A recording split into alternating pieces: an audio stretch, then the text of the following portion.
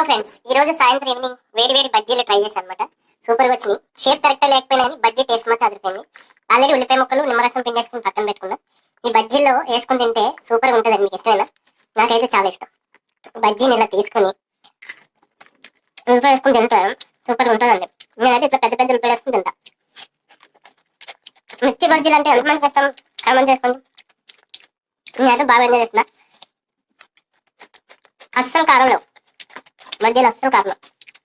మధ్యలో గింజలు చేసేసి వాము ఉప్పు శనగపిండి స్టఫ్ చేసేసి బజ్జీలు వేసి అనమాట.